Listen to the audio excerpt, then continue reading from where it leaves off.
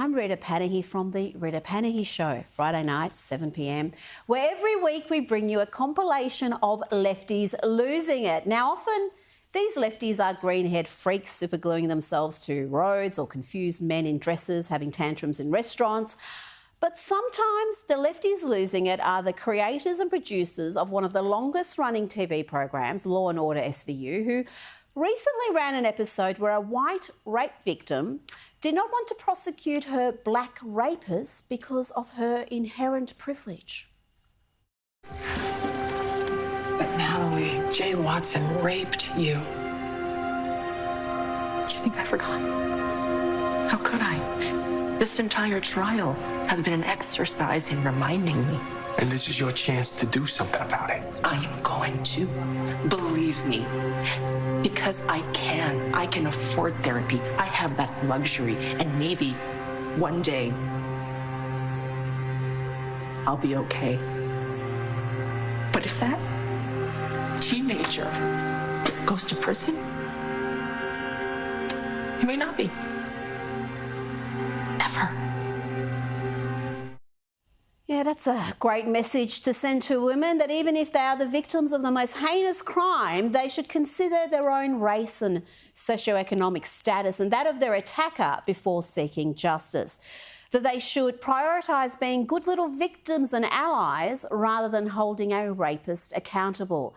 In the program that aired last week in the US, even the rape victim's lesbian partner was afflicted with white guilt, agonising about the systematic racism that the justice system is perpetuating, and seemingly more angry at the cops than the young man who raped her partner.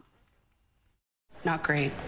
I was up all night with Natalie. She was inconsolable. That's understandable. Look, when a person goes through a trauma like that, they can end up in a very vulnerable state. Yeah, it wasn't about that.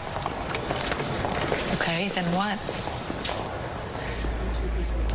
We're acutely aware of the systemic inequities that exist within the criminal justice system. You mean for people like Jay? Yeah.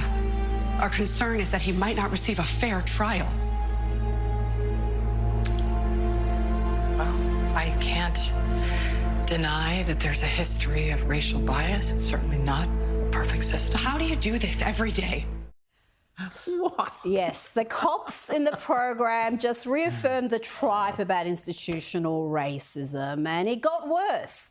The rape victim is eventually encouraged to name her attacker, but of course, the young black man has to be painted in a sympathetic light. This is a rapist, mind you. The prosecutor, despite having a slam-dunk case and a guaranteed guilty verdict, decides to agree to a favourable plea deal for the rapist, who, after all, is just another victim of racism in America. It was just supposed to be a robbery. But when I saw her, my whole life, nobody paid attention to anything I did.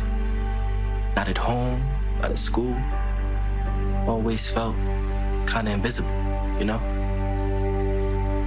So why would this be any different? I guess I finally learned my lesson. Just too late.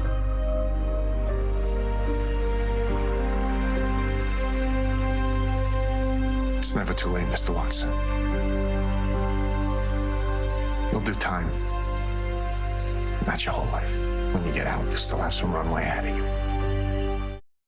Oh, thank God for that. We wouldn't want the rapist's life to be ruined now.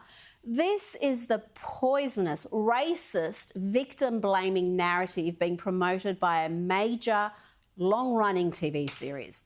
Have they just run out of story ideas, or are they trying to shame girls and women who want to take action against an attacker if that attacker happens to be black? Are they shifting the goalposts again, where to be seen as a good white ally, you should consider the ethnicity of your rapist before calling the cops? It's ugly, it's dangerous, and based on utter falsehoods about systematic racism.